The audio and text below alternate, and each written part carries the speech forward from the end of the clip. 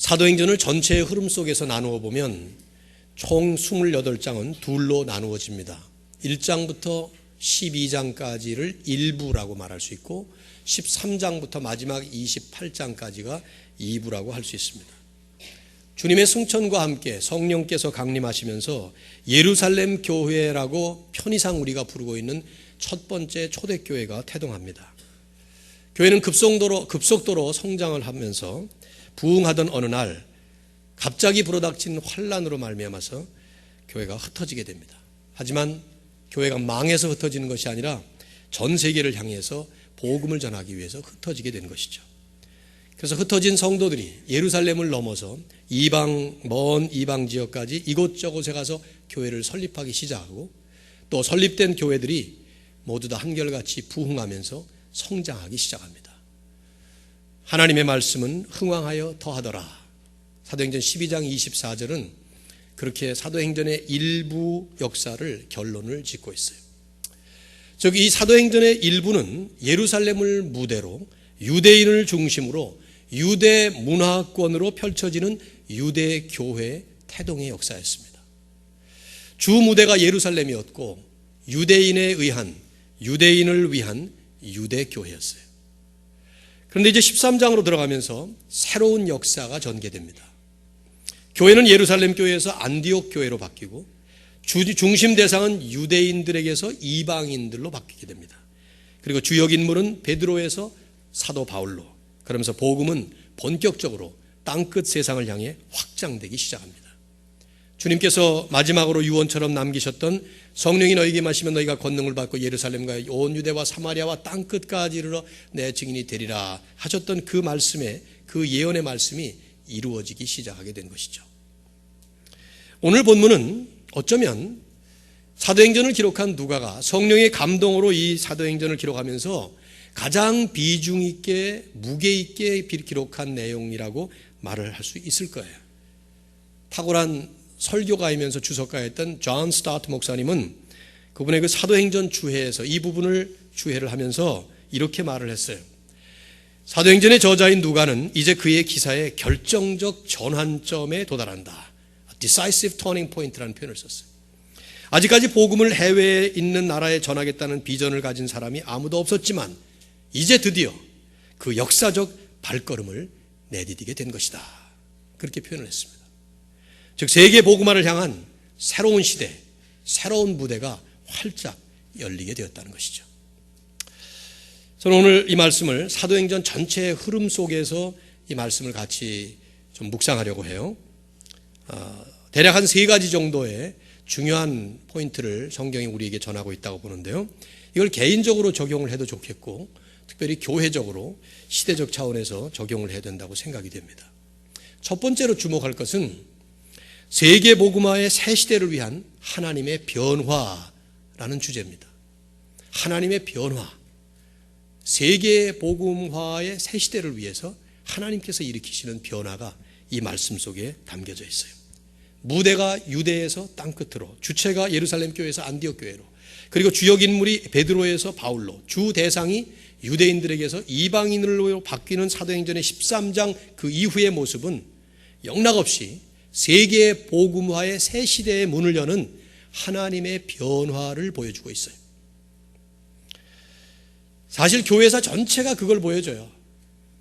하나님은 하나님의 원대한 섭리 가운데 우리가 다 이해할 수 없는 하나님의 경륜 속에서 이 세계 전체를 하나님을 믿는 세상으로 만드시는 세계 복음화라고 하는 거대한 대화 드라마 속에서 적절한 때에 적절한 변화를 일으키세요. 그래서 때로는 무대를 옮기시기도 합니다. 사람을 바꾸시기도 합니다. 어떨 때는 특별한 일을 일으키시기도 합니다. 그러면서 하나님의 역사를 위해서 합당한 변화를 일으키시는 거예요. 이런 변화는 하나님의 섭리예요. 하나님의 뜻이죠. 사람들이 일으키는 변화가 아니에요. 하나님께서 일으키시는 하나님의 섭리에 의해서 일어나는 변화죠. 그래서 우리가 역사를 보면 역사는 언제나 변화해 왔고 앞으로도 계속해서 변화하게 되어 있어요. 중요한 것은 이러한 변화 속에서 우리가 대처해야 되는 우리의 반응이에요. 우선 우리는 이런 하나님의 변화를 막을 수가 없습니다. 하나님의 변화를 막으려고 해도 안 돼요. 오히려 하나님께서 어떤 변화를 주시는가 하는 것을 잘 관찰하고 또 잘 수용하고 잘 받아들이면서 거기 잘 적응해서 대처해야 합니다. 그런데 이것이 이렇게 쉬운 일은 아니라는 것을 우리가 알게 되죠. 왜냐하면 우리 안에는 본능적으로 변화하지 않으려고 하는 고집이 있어요. 저는 이게 죄성이라고 생각해요. 우리가 가진 죄성의 한 모습이 변화하지 않으려는 모습이 있어요. 여러분 일반적으로 한번 생각해 보세요. 변화가 쉬운지 아니면 변화하지 않는 게 쉬운지. 어떤 일이 우리에게 일단 오래 지속되면서 습관이 되면 그 다음에 그 습관을 바꾸려고 할 때 보통 힘들지 않아요. 그 습관 자체가 참 나를 편안하게 만들고 컴포트 존에서 벗어나고 싶지 않은 생각이 우리에게 있어요. 그리고 그걸 변화하려고 할 때는 진통을 겪게 되죠. 뭐 아무 예나 들어봐도 돼요. 말투 같은 거 이렇게 생각해 보세요. 저는 어렸을 때 저희 어머니를 엄마라고 불렀어요. 여러분도 그러시죠? 아직도 엄마라고 부르는 철부지들이 있죠. 네? 엄마. 제가 어렸을 때 저희 어머니를 엄마라고 부르다가 어느 시점에 이렇게 사춘기가 지나면서 이게 너무 어린 짓이다 생각이 들어서 어머니라고 불렀으면 좋겠는데 이게 안 되는 거예요, 잘. 왜냐하면 저희 집에서는 어머니가 오마니라는 이북 사투리였는데 우리는 오마니 그러셨고 우리 어머니가 우리 할머니 보고 늘 오마니 그러고 그러셨는데 그거를 쓰기에는 좀 촌스럽고 어머니라고 부르자니. 근데 그래서 제가 기억이 나요. 상당히 고민하다가 어느 날 제 연습을 좀 하고 나서 저희 어머니 보고 불렀어요. 어머니 그랬어요. 그때 우리 어머니 깜짝 놀라셔가지고 무슨 일이 있냐 그러더라고요. 갑자기 치고가 달라지니까 뭐 무슨 중요한 일을 얘기하려고 그러니까 아니 이제부터는 제가 엄마를 어머니라고 부르랜다고 그랬더니 뭐 그래라. 그래서 이제 그때부터 부르기 시작했는데 쉬운 일이 아닌 것 같아요. 저 더 창피한 일은 제가 누님이 한 분 있는데 누님을 언니라고 불렀어요. 어렸을 때. 우리 집안에서 제가 놀림을 많이 받고 있는 일 중에 하나예요. 우리 아이들한테. 이게 누가 그렇게 가르쳐줬는지 몰라요. 남자가 누님을 부르면서 언니라고 불렀는데 오랫동안 언니라고 불렀어요. 제가. 그러다 어느 날 창피를 당한 다음부터 근데 누나라고 부르는 게 이게 잘 안 되더라고요. 그래서 저도 교회 생활할 때 저보다 나이 든 그 누님 되는 데한테 누나라는 말을 해본 적이 없어요. 그냥 그렇게 말을 하긴 했어도 그 용어가 바꾸는 게 쉽지가 않더라고요. 이런 것들이. 저는 결혼을 한 커플이 결혼하기 전에 오빠 부르다가 계속해서 오빠라고 부르면서 결혼한 다음에 아기 낳고 그 애가 대학에 들어갔는데도 여전히 자기 남편은 오빠라고 부르는 철부지 와이프를 봤어요. 50이 됐는데 나이가 여전히 오빠라 그러더라고요. 제가 불러다 놓고 그랬어요. 오빠하고 살면 되냐? 어떻게 언니 동생하고 오빠하고 같이 살면 되냐? 이제는 이름을 바꿔야지. 그래서 저희도 가정에서 며느리가 들어올 때 이제는 꼬박 당신 여보라고 불러라. 근데 금방 불러주더라고요. 어려웠을 텐데 그게 참 감사했는데 언어 하나만 해도 바꾸기가 쉽지 않잖아요. 그렇죠? 어려운 일이에요. 식습관 생각해 보십시오. 먹는 습관. 마땅히 변화해야 될 변화인데 우리가 못하고 있는 것 중에 하나예요. 뭐 우리라고 보기보다는 제 문제인데 나이 들면서 건강을 유지하려면 자꾸 의사들은 저보고 이 먹는 습관 좀 바꾸시라고 그래요. 여러 번 제가 고백했습니다마는 부끄러운 얘기인데 콜레스테롤 수치가 이렇게 높아지면 콜레스테롤 수치가 많은 음식을 줄이거나 안 먹어야 되는데 저는 어려서부터 이게 육식을 많이 하다 보니까 지금도 여전히 좀 그런 경향이 커요. 특별히 돼지. 제가 돼지를 참 좋아해요. 그리고 돼지는 참 좋은 동물이에요. 머리에서 발끝까지 버릴 데가 없습니다. 버리는 건 멍청한 사람들이고 정말 돼지를 사랑하는데 제가 이게 상위에 버른 것들이 올려 있으면 거기서 그걸 찾느라고 한참 걸려요. 제가 잔치집에 갔을 때 뭐 많이 차려 있어도 아무 소용이 없어요. 삼겹살 거기 이만큼 덩어리 올려놓고 할 수 없어서 뭐 그 집의 그 정성을 생각해서 시금치도 올려놓고 고사리도 올려놓고 그러지만 영락없이 남겨서 버릴 때 남의 거 슬쩍 엎어가지고 버리는데 그 속에 보면 전부 다 퍼런 것들 다 버리죠. 근데 이거 바꿔야 되거든요. 의사한테 매번 제가 야단 먹어요. 목사님 바꾸셔야 됩니다. 약 드시면 안 됩니다. 이거 바꾸셔야지.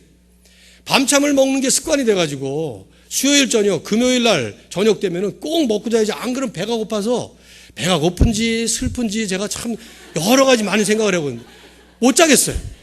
근데 리플럭스가 있으니까 위에서 위산이 올라오니까 안 먹어야 되는데 안 먹었죠 오랫동안. 그러다가 괜찮은가 보다 먹었는데 지난번에 영락없이 또 올라가지고 뭐 기침하고 난리 치더라고요. 지금도 기침하는 게 리플럭스 때문인 것 같은데 이거 바꿔야 되는데 제 안의 죄성이 이걸 안 바꾸게 만드는 것 같아요. 나만 그럽니까? 여러분도 마찬가지예요. 식습관 바꾸는 거야. 그까짓 건 그냥 건강 문제니까 별거 아니라 하지만 정말 중요한 변화를 해야 되는데 안 한다면 정말 생각해 보세요. 하나님께서 나의 나쁜 성격을 변화시키려고 하시는데 나는 안 바꾸겠다고 하면 하나님께 맞습니다. 하나님이 나의 인생을 좀 더 귀하고 값진 인생으로 바꿔주시려고 하는데 안 바꾸겠다고 하면 이건 죄라 이 말이에요. 하나님께서 교회의 악한 습관을 바꾸시려고 하는데 교회가 바꾸지 않으려고 할 때 하나님은 일을 벌리십니다. 하나님의 변화라는 것은 대단히 중요한 이슈예요. 그 하나님의 변화를 잘 판단하고 잘 관찰하고 잘 수용해서 적응해야 합니다. 릭 워렌 목사님은 파도타기라는 표현을 썼어요. 파도타기. 우리는 파도를 일으키는 사람이 아니라 하나님이 파도를 일으키실 때 파도를 탈 줄 알아야 된다는 거예요. 여러분 해변가에 가보시면 파도가 오잖아요. 그 파도는 우리가 못 만들어요. 오는 파도를 잘 타야 돼. 그 파도를 잘 타는 사람이 서핑을 잘하는 거죠. 릭 워렌 목사님은 교회도 성도들도 하나님께서 보내시는 변화의 파도를 잘 판단하고 잘 탈 줄 알아야 된다. 그런 얘기를 했어요. 특별히 시대적인 차원에서 중요한 이슈죠. 세계복음화라는 이슈를 오늘 이 성경에서 우리가 생각해 볼 때 거창한 이야기 같지만 중요한 화두는 이거예요. 하나님은 지금 세계 복음화, 세계 선교를 엄청난 변화를 일으키시면서 추진하고 계세요. 이미 선교계에서는 다 그렇게 인정하고 있습니다만은 앤드루 월스 박사라고 하는 스코틀랜드 이 전문가가 오래전에 이미 얘기를 했어요. 지금 세계 선교, 세계 복음화는 더 이상 서구 교회, 웨스턴 처치들이 주도하고 있지 않다는 것입니다. 비서구 교회들의 주도권에 의해서 세계 복음화의 흐름이 흘러가고 있어요.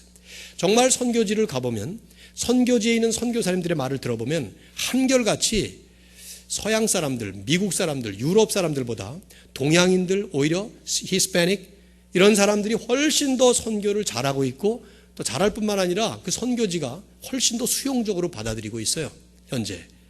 그래서 서구 교회는 비서구 교회에 이 선교의 주도권을 넘겨줘야 된다 하는 말까지 공공연하게 자기 자신들이 스스로 하고 있단 말이죠. 이 말은 서구 교회보다 비서구 교회가 낫다 그 뜻이 아닙니다. 우등하다 그 뜻이 아니에요. 이 말의 뜻은 하나님께서 세계 복음화의 흐름을 그렇게 지금 인도하고 계시다 그 뜻이에요. 이런 차원에서 볼 때 한국 교회 또 여러분과 저와 같이 지금 미국에 있는 이민교회를 섬기고 있는 우리는 어떤 각도에서 생각해 봐야 될 것이냐 생각할 부분이 많죠. 한국 교회는 현재 한국은 전 세계에서 선교사를 제일 많이 파송하는 제2위가 돼 있어요. 미국 다음으로 많아요. 한국이 지난 120년 동안 이런 자리까지 오게 된 것은 하나님이 단순히 한국 민족을 축복하셔서 그런 것이 아니라 이 말이죠. 조선 민족이 chosen person이 돼서 그런 게 아니라 이 말이에요. 엉터리 같은 단어 플레이를 하면서 어떤 사람들이 조선을 chosen 그래가지고 하나님이 선택했다고 이런 얘기까지 하는 이런 국수주의적인 생각을 할 게 아니에요. 하나님이 120년 동안에 어떻게 그 조그마한 한반도 땅에 이런 역사를 이루셨는가? 그것은 하나님께서 일으키시는 세계 복음화의 변화 속에 한국 교회를 그 중에 하나로 이렇게 사용하셨다는 것을 우리가 생각해 볼 필요가 있다는 거예요. 그렇게 해서 우리는 지금 여기까지 온 것입니다. 이렇게 볼 때 우리는 여기에 합당한 준비를 해야 돼요. 이민교회라고 하는 스스로 만들어버리는 레이블 속에 우리 자신을 감춰놓고 거기에 숨어 있을 게 아닙니다. 이민 생활이 힘들고 정착하기가 힘들고 지치고 그 사실은 사실이죠. 얼마나 힘들어요 이민 생활이. 유학 생활 얼마나 힘듭니까? 서투른 영어로 그 어려운 박사학위를 공부하고 석사를 따고 그러려니까 말이죠. 영어가 편하면 여기 왜 앉아 있겠어요? 이 한옥권 예배에 말이죠. 전부 다 어디 딴 데가 있겠지. 여러분이 얼마나 힘들까 저는 생각이 돼요. 저도 미국 와서 공부하면서 영어를 전문했는데도 전공했는데도 이민자들은 얼마나 힘들겠어요. 사실이에요 힘든 것이.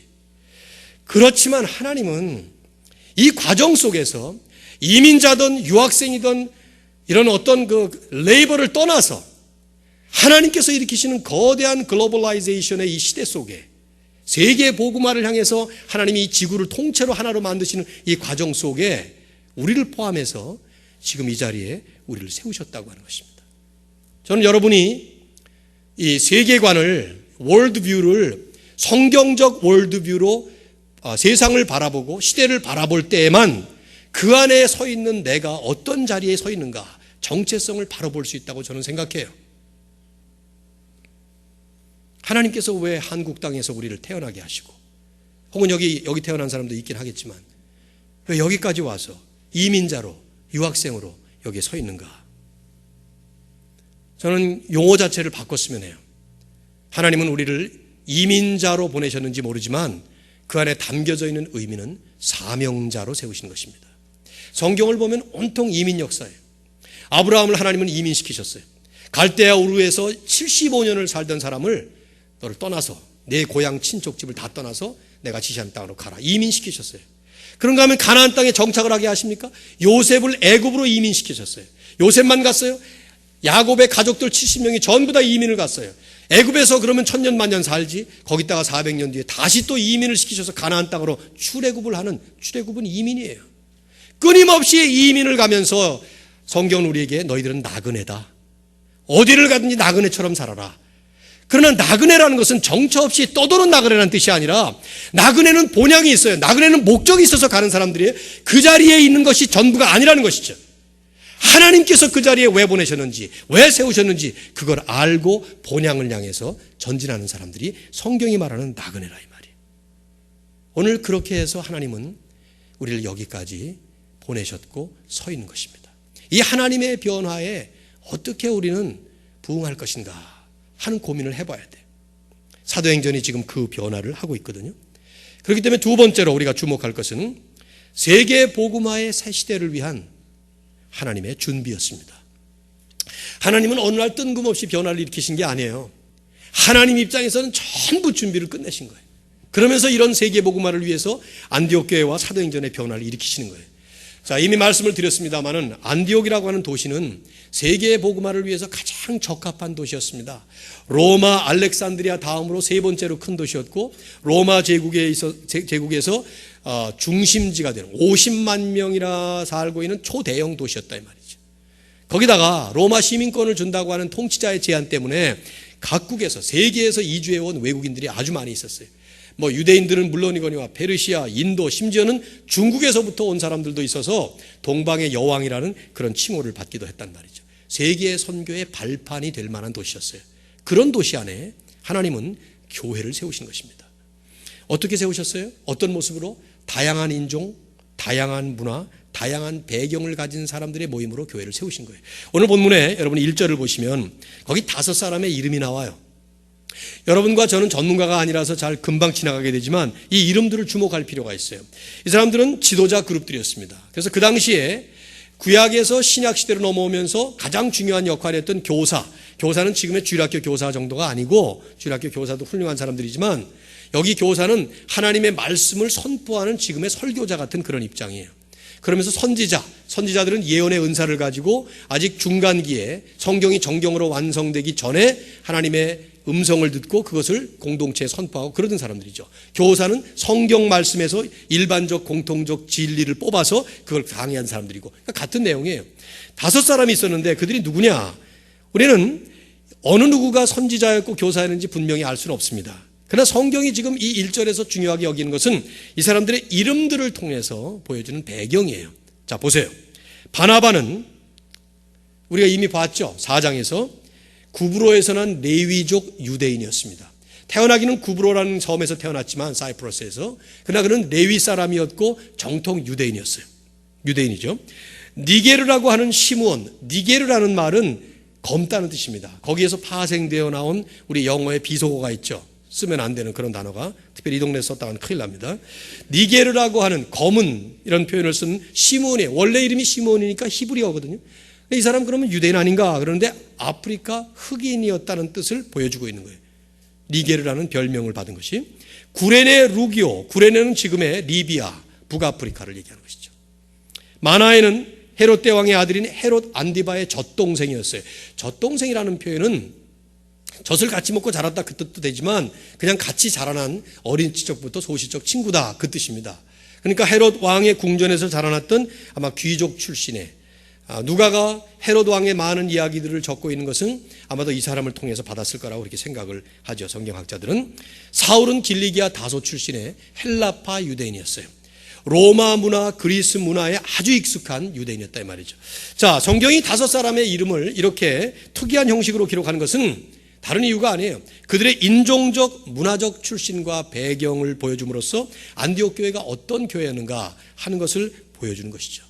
다시 말씀드리면 교회의 가장 중요한 역할을 해야 하는 리더들 모두가 인종과 문화가 다른 사람들이었고, 그러므로 인해서 안디옥 교회는 다인종, 다문화권, 즉 multiracial, multicultural, multi-ethnic church, 그런 성격을 가진 잘 준비된 선교적 교회였다는 것이죠. 세계 복음화라고 하는 새 시대의 문을 활짝 여는 하나님의 준비가 잘 갖춰진 그런 교회였다는 거예요. 오해하지 마십시오. 이 말씀을 보면서 모든 교회가 다민족 교회가 돼야 된다, 그 뜻은 아닐 거예요. 미국의 많은 교회들이 멀티에트닉, 멀티컬처럴 미니스트리를 하느라고 지금 하는 것은 바람직한 모습이긴 합니다. 이렇게 미국같이 다인종, 다민족들이 살고 있는 나라에서 백인은 백인, 흑인은 흑인, 한인은 한인 이렇게 쪽쪽 나눠져 버리는 것은 하나님 나라 입장에서 볼 때는 여러 가지 성경적으로 볼 때 비성경적인 모습이 많이 있죠. 그러나 현실적으로는 쉬운 일이 아니에요. 우선 언어가 다르기 때문에. 어쨌든 이 말씀의 핵심은 이것입니다. 안디옥 교회가 하나님께서 세계 복음화를 위해서 적절하게 잘 준비된 교회였던 것처럼 하나님은 교회의 머리요 주인으로서 모든 교회들을 그렇게 준비하신다는 것이죠. 임마누엘 교회도 마찬가지예요.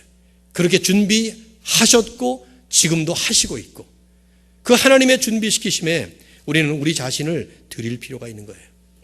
또 한 번 말씀드리지만 저는 이민교회를 이렇게 이끌어가고 있는 한 지역교회 담당 목사로서 제 설교가 인터넷으로도 지금은 다 나가고 유튜브로도 나가고 그러니까 어디서든지 다 듣지만 오히려 다른 데서 더 많이 듣죠. 이민교회 하면은 대부분의 목회자들이 하는 말들이 어렵다 이런 말들을 해요. 이민교회 어렵죠. 우리 교회도 얼마나 어려워요. 청년들 좀 키울만 하면 가버리고 병수도 가고 정주도 가고 뭐 다 가잖아요. 전부 다들. 올해는 왜 이렇게 많이 가는지 몰라요. 좀 이따 3부 때는 또 동원 집사라고, 이름도 얼마나 좋아요. 좀 동원을 많이 해가지고 우리 교회 이렇게 불러주고, 5년 몇 년 됐어? 8년 됐나? 다음 주에는 또 이태영 집사 13년 된 이 교회에서 장로 될 사람들이 전부 다 떠나니 이거 얼마나 힘들어요. 이민교회는 힘든 건 사실이지만 또 이민교회 뭐 힘든 부분 많이 있겠죠. 제가 볼 때는 그렇게 볼 게 아니에요. 오히려 선교적 장점을 훨씬 더 많이 가진 교회가 이민교회들이에요. 그래서 이민교회라는 말을 쓰고 싶지 않아요. 디아스포라 교회라는 말이 맞아요. 하나님께서 흩으신 교회라 이 말이에요.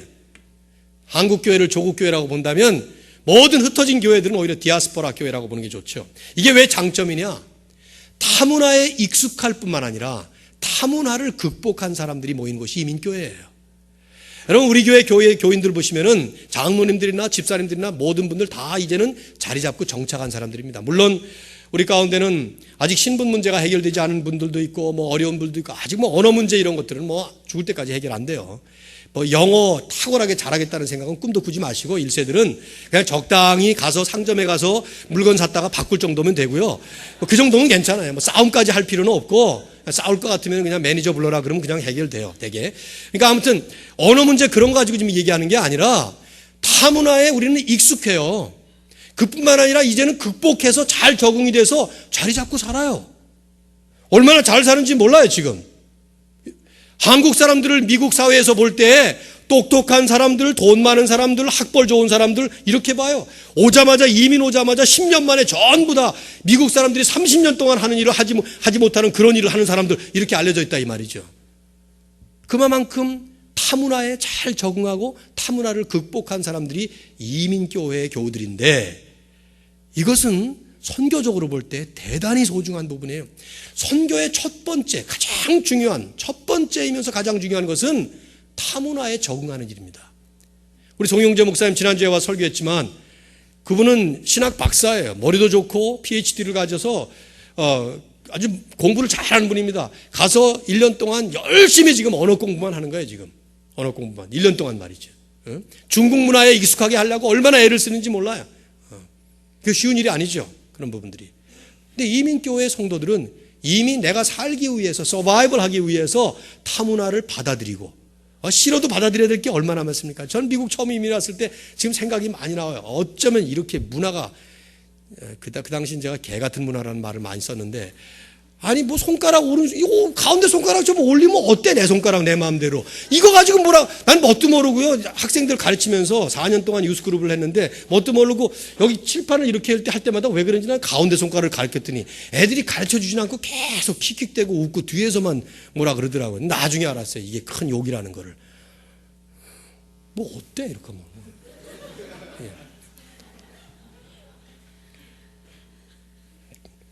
바꾸느라고 한참 걸렸죠. 요거를 두 손가락으로. 타문화에 이미 잘 적응하고 타문화를 극복한 디아스포라 교회, 특별히 임마누엘 교회는 하나님께서 선교적 차원에서 볼 때 세계 복음화를 위해서 쓰임 받을 만한 한 지역 교회로서 아주 메리트가 큰 그런 자리에서 이제 막 시작한 교회가 아니라 30년 넘도록 이 자리에서 사역을 하고 있는 아주 소중한 미셔널 처치라 이 말이죠. 여러분, 우리 교회의 비전 스테이트먼트가 뭔지 아십니까? 웹사이트에 들어가 보세요. 거기 나와 있습니다.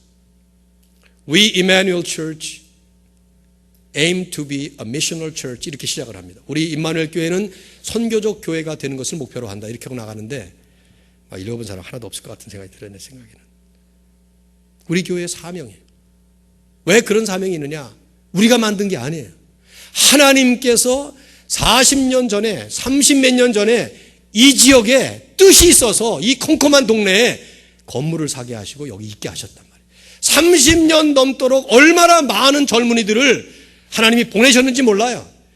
그 젊은이들을 받아서 성도들이 이민생활 힘든데도 불구하고 열심히 정성스럽게 최선을 다해서 섬기면서 여기까지 온 것이죠. 저는 이제야 임마누엘 교회를 하나님께서 정말 선교 잘하도록 준비시켰다고 생각돼요. 한인 유학생들, 우리 1.5세, 2세 자녀들, 선교적 전략 요충지라고 생각하는 이곳에서 잘 감당해야 됩니다. 오늘 새로 오신 분들도 몇 명 있는 걸 제가 앞에 잘 안 보여서 못 봤습니다만은 여기 여러분의 잠깐 거쳐가는 곳 아닙니다. 여러분, 하나님께서 여러분을 보내신 겁니다. 여러분이 그렇게 보셔야 돼요. 저는 새신자들을 맞을 때마다 하나님이 이 사람을 보냈다.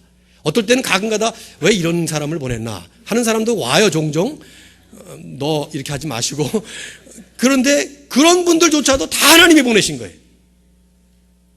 여러분 자신도 하나님이 나를 보냈다 생각하세요. 저는 박정주 자매나 우리 병수 같은 형제 여기서 이렇게 지난 한 5년 또 지난 한 4년 동안에 본인들이 배우기도 많이 배웠겠지만 나보고 카드를 줬는데 목사님 이거 읽으면 안 돼요 그러더라고요. 그래서 근데 내가 읽어봤더니 읽어야 되겠더라고요. 아니 몇 군데만 누가 뭘 썼는지 말은 안 할게요. 근데 다음 가는 곳에서도 하나님 아버지의 사랑을 저도 열심히 전파하는 임마누엘의 디모데인이 되겠습니다. 저는 이런 거 읽으면요 가슴이 떨려요. 또 저를 방관자로 안 만들어주시고 믿음의 전사로 양육해 주셔서 감사드리고 임마누엘 교회의 디아스포라가 되어 어디서든 자랑스럽게 말하고 다닐 수 있게 노력하겠습니다. 난 눈물이 나요. 이런 걸 받고 읽으면. 제가 마음이 좀 지칠 때 저는 여러분들이 써준 카드 그거 읽으면서 다시 힘을 얻습니다. 우리의 사명이 무엇인가 다시 확인합니다. 교회에 새롭게 등록하시는 분들도 1년이든 6개월도 상관없어요. 하나님께서 나를 여기 왜 보내셨는가? 또 우리 교인들은 하나님께서 이런 분들을 왜 보내시는가? 저는 한 가정 놓고 지난 6주 동안을 가르쳤어요. 새신자 양육. 그러면서 그분들에게 그런 얘기를 했습니다. 이 교회는 정거장이 아니라 하나님이 보내시는 사명의 현장이고 하나님께서 여러분을 양육시키시는, 잘 준비시키시는 그러한 곳이라는 걸 기억하시기 바랍니다.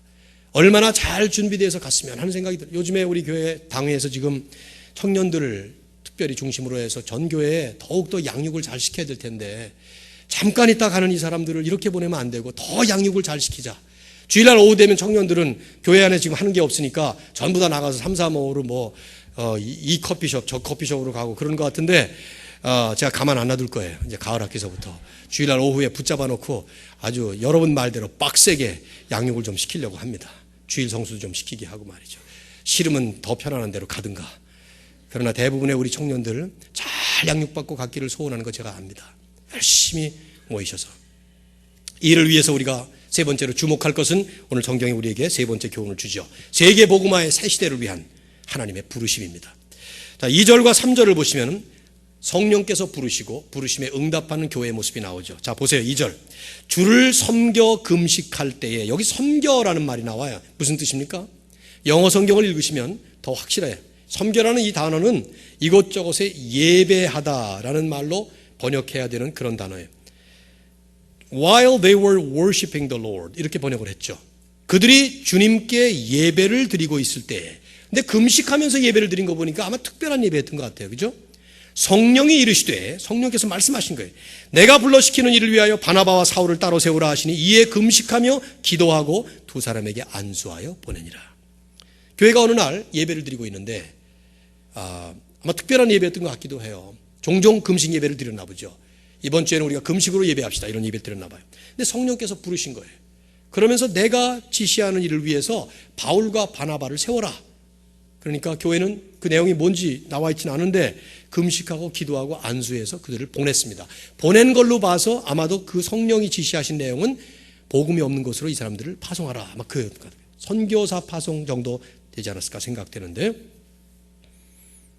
내가 불러시키는 일을 위하여 바나바와 사울을 따로 세우라 이렇게 말씀하셨던 하나님은 오늘날도 지금도 모든 교회들을 부르고 계시다는 겁니다. 모든 성도들을 부르시고 세우시고 보내신다는 것입니다. 우리 교회도 마찬가지. 하나님의 부르심이라는 것은, 디바인 콜링이라는 것은, 오스키네스의 책을 좀 읽어보라 그랬는데 잘 성경적으로 부르심에 대한 얘기를 풀이하신 분이니까, 하나님의 부르시면 먼저 우리를 구원으로 부르세요. 하나님이 불러주시지 않으면 우리는 아무도 구원받지 못해요. 내게로 나오라, 그 부르심에 응답해서 나온 사람들이 구원받는 거예요. 근데 그 구원받은 백성들을 하나님은 동시에 사명을 위해 부르세요. Calling to salvation 뿐만 아니라 calling to service, 하나님을 위해서 남은 인생을 멋지게 살아가도록 하나님은 부르시는 거예요. 마치 손바닥이 있고 손등이 있는 것처럼 하나님이 구원을 위해서 부르신 후에 또 구원받은 백성이 이 땅에서 사명을 위해 살도록 부르시는 거라 이 말이죠. 그 부르심이 우리 모두에게 있어요. 어떤 특별한 사람에게만 부르시는 게 아니에요. 여러분이 전공을 과목을 선택하고 여기까지 유학을 와서 이렇게 공부하려고 여기까지 왔을 때 하나님은 여러분을 향한 부르심이 있기 때문에 그 은사를 주시고 재능을 주시고 공부할 수 있는 기회를 주시고 돈을 주시고 인도해 주신 겁니다. 여러분이 잘나서 한 게 아니에요. 여러분 아버지가 부자라서 아닙니다. 머리가 좋아서 그 머리 하나님이 주신 것입니다. 하나님이 불러주신 거예요. 그 하나님의 부르심, 오스키네스가 말한 것처럼 부르심은 무엇을 보다도 누가라는 질문이 중요하다. 부르시는 하나님이 중요하다 이 말이에요. 근데 그 하나님은 지금도 부르고 계세요. 어떤 사람들은 선교사라고 나가라고 부르십니다. 어떤 사람은 그 선교사를 도우라고 부르세요. 어떤 사람은 그 선교사에게 헌금하라고 부르세요. 어떤 사람에게는 재능을 드리라고, 어떤 사람에게는 시간을 드리라고, 어떤 사람에게는 기도하라고. 하나님은 각양각색의 부르심을 통해 모든 사람을 선교적 그리스도인, 미셔널 크리스찬으로 살도록 부르시고 세우시는 것입니다. 중요한 것은 이 부르심에 바로 응답하는 것이죠. 저는 안디옥 교회가 이 부르심에 응답한 모습이 참 주목할 만해요. 시간이 많이 가니까 간단하게 그냥 내용만 세 가지를 얘기합니다. 첫째, 이들은 성령께서 말씀하실 때 성령의 음성과 부르심을 들을 수 있는 귀가 열려 있었습니다. 여러분 보세요. 성령이 어떤 식으로 부르셨는지 전혀 여기 나와 있지 않아요. 주를 섬겨 금식할 때에 성령이 이르시되 그랬어요. 신비한 스타일로 나타나셔가지고 뭐 홀홀 날아다니는 천사처럼 이렇게 나타나셨다면 그런 말이 여기 나와 있을 거예요. 12장에 보면 천사가 나타났다는 얘기 써 있으니까. 근데 그런 말이 없는 걸로 봐서 그냥 아마 공동체가 예배를 드리면서 그들의 마음속에 성령의 부르심이라는 그런 확신을 가질 만한 그런 어떤 양상의 공감대가 있었던 것 같아요. 여러분 예배 드리다 보면 성령의 음성이 들리지 않습니까? 성령께서 여러분을 깨우치시고 성령께서 말씀하시는 것을 영적으로 여러분이 감지할 수 있지 않아요? 이게 있어야 하죠. 중요한 것은 바로 그 점이에요. 안디옥 교회가 성령의 음성을 예배 중에 들었다는 것과 그 인도하심을 분별하면서 깨달으면서 거기에 반응을 보이는. 에드먼드 클라우드라는 설교가는 성령은 교회의 생명이다 이런 표현을 썼습니다. Holy Spirit is the life of church. 존 스타트 목사님은 이 사도행전을 주예를 하면서 가장 중요한 것이 성령이다. 사도행전이라는 말 대신에 성령행전이라는 아르터 핑크 목사님의 말을 인용을 하면서 그렇게 써도 좋다 그런 말까지 썼어요. 그러면서 이런 말을 했죠. 그리스도께서는 교회를 세상에 보내시기 전에 먼저 성령을 보내셨고 그 순서는 오늘날도 지켜져야만 한다. 이 말은 무슨 말입니까? 오늘날 우리가 교회를 볼 때 교회가 상당히 제도화되어 있어요. 예배만 하더라도 예배가 상당히 제도화되어 있어요. 그래서 순서가 아주 명확합니다. 처음에 임예송 들어가고 인도자가 잠깐 기도하고 사도신경을 외우고 대표 기도자가 나오고 이런 순서가 쭉 있어요. 근데 그 제도화가 되어 있어서 습관적으로 하다 보니까 그냥 우리는 순서에 의해서 따라가기가 쉬워요. 순간순간 하나님께서 우리 한 사람 한 사람에게 합당한 양상으로 찾아오시고 성령으로 음성을 들려주시는데 자칫하면 놓치기가 쉬워요. 너무 익숙해져가지고. 그래서 저도 1년에 한 번 정도 혹은 1년에 2번 정도 조금씩 예배의 순서와 내용을 잠깐 변경하긴 해요. 그래야 좀 이렇게 얼러트하니까 말이죠. 성령에 민감하게 깨어 있어야 되는데 여러분은 예배를 드리면서 성령께서 여러분에게 하시는 음성을 들으시나요? 기도 속에, 찬양 속에, 말씀 속에서 기계화된 생활을 계속 해나가면서 아무 생각 없이 가기 너무 쉬운 사탄의 역사라고 보는데 GPS 이거 어떨 때 보면은 이거 사탄의 역사인가 이런 생각이 들 때가 있어요. 왜냐하면 그거 틀어놓고 내가 뻔히 교회에서 집을 제가 지난 5년 동안 얼마나 많이 다녀요. 근데 왜 의례껏 GPS를 틀고 가는지 모르겠어요. 아무 생각 없이 GPS에서 말하는 그 여성의 음성을 듣지 내가 아무 생각 없이 너무 기계화가 되어가면서 아무 생각 없이 아침에 일어나면 다 컴퓨터 켜고 안 켜도 이제는 켜 있고 이런 기계화되어가는 과정 속에 성령께서 역사하시는 것을 놓치기 쉬운 민감한 영성을 위해 기도해야 돼요. 두 번째는 온전히 순종했어요. 이들은 보세요. 내가 불러 시키는 일을 위하여 두 사람을 세우라. 주님께서 불러 세우는 일이 뭔지 몰라요.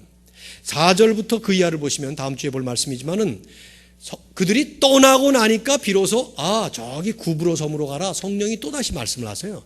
아직 3절까지는 그 말씀을 안 하신 것 같아요. 그런데 이들은 순종합니다. 어디로 가는지 구체적으로 모르는데도 순종하는 거예요. 마치 아브라함이 히브리서 11장 8절에서 믿음으로 아브라함은 하나님께서 부르실 때 순종하여 갈 바를 알지 못하고도 갔다 했던 모습처럼 여러분 저나 여러분이나 너무 계획을 많이 세우고 기가 막히게 철저하게 계산을 한 다음에 움직이는 것은 하나님의 뜻이 아닌 경우가 참 많습니다. 나는 참 불편한 기도 제목을 받을 때가 많은데 어떤 제목이냐 하면은 성도들 가운데 이런 분들이 있어요. 목사님 제가 이러 하려고 하고 이러 하는데 이것이 문제입니다. 그거 위해서 기도 좀 해주세요. 근데 제 입에서 딱 무슨 말을 하고 싶으냐 하면 그게 하나님의 뜻인 줄 확실합니까? 하나님께서 그렇게 말씀하셨습니까? 하고 질문하고 싶어요. 왜냐하면 본인이 다 계획을 세우고 모든 걸 다 맞춰놓은 다음에 뭐 하나가 딱 비어있으니까 이거 달라고 할 때에는 이게 하나님께서 인도하시는 것인지 참 궁금할 때가 많이 있다 이 말이에요. 목회자들이 사역지를 옮길 때 사역지가 다 정해놓고 옮기는 사람들을 보면은 전 참 궁금해요. 이게 하나님의 뜻일까? 사역지가 없는데도 떠나갈 수 있다면, 떠나고 싶지 않은데 떠나갈 수 있다면 오히려 그럴 때 하나님은 갈 바를 알지 못하고 가는 하나님의 음성을 들은 것이 아닐까 하는 생각이 많이 든다 이 말이죠. 여러분 뭐 무조건 지금 뭐 그렇게 하는 건 아니에요. 아무나 하는 건 아닙니다. 그거. 그러나 종종 우리는 하나님께서 지시하실 때 정말 철저하게 순종하는가 질문해 봐야 된다 이것이죠. 그리고 마지막으로 최선의 헌신을 드렸습니다. 가장 귀한 것으로. 바나바와 사울을 하필이면 왜 보냈을까? 제가 생각할 때는 바나바와 사울만 남겨놓고 딴 사람을 보낼 수 있을 것 같아. 안디옥에 주축인물 들였어요. 이 사람들이 빠지면 안디옥 교회 허물어지니까. 그렇죠? 이것은 가장 귀한 것을 최선의 헌신으로 하나님께 드렸던 안디옥 교회의 모습을 보여주는 것입니다. 저는 저와 여러분에게 그렇게 적용하고 싶어요. 우리는 하나님을 위해서 지금 이 시점에서 어떤 헌신을 하고 있는가? 헌신은 헌신이 아닙니다. 낡아 빠진 old shoes라는 뜻이 아니라 이 말이죠. 헌신은 자신을 전체를 바치는 total commitment, total dedication을 뜻하는 거예요. 근데 헌신의 방법이 여러 가지가 있겠죠. 시간을 드릴 수 있어요. time. 재능을 드릴 수가 있습니다. talent. 재물을 드릴 수 있습니다. treasure. 그다음에 네 번째 T가 또 있어요. time, talent, treasure. 그다음에 마지막 네 번째 total life. 전생애를 드리는 것이 진짜 헌신이에요. 그 양상은 각각 다르겠죠. 하나님 앞에 드려지는 헌신이 있을 때 하나님은 하나님의 역사를 더 멋있게 이루어가는데 우리를 쓰실 것입니다. 하박국 기자는 하박국 2장 14절에서 물이 바다를 덮음같이 여호와의 영광을 인정하는 것이 온 세상에 가득하게 되리라. 마지막 때에 완성된 하나님의 나라를 바라볼 때 그 모습은 온 세상에 알제리 같은 나라에 튀니지 같은 나라에 하나님의 이름을 모욕하고 하나님의 영광을 가리는 그 땅에조차도 하나님의 영광이 가득하게 되는, 그래서 물이 바닷가에 가보면 확 덮어버렸잖아요. 사면팔방이 온통 물로 덮인 것, 그걸 보는 것처럼 하나님의 영광이 가득하게 되는 그날을 바라보면서 하박국 기자는 그런 예언을 했어요. 오늘 하나님은 바로 그때를 향해서 우리를 인도하고 계십니다. 여러분이 역사적인 시대적인 세계관을 가지고 자신의 삶을 바라볼 때에 하나님은 영락없이 때에 합당하게 새 시대의 문을 열어주십니다. 저는 오늘 이렇게 두 사람이 가지만 매주마다 우리 교회에서는 가는 사람들이 있는데 갈 때마다 저는 그 사람들을 향해서 새 시대를 향해서 가는 것 같은 기분으로 갔으면 하는 바람이 있어요. 하나님이 여시는 새 시대가 떠나가는 그 사람에게 뿐만 아니라 여러분 모두에게도 있는 거예요. 우리 모두에게 있는 거예요. 하나님의 역사, 대하 드라마 같이 세계 복음화를 향해서 계속 하나님이 인도하시면서 사도행전의 안디옥 교회의 이 모습을 통해 이루신 것처럼 오늘 우리에게도 이루시는 그 새 시대를 향해서 힘있게 달려갈 수 있기를 주의 이름으로 축원합니다. 하나님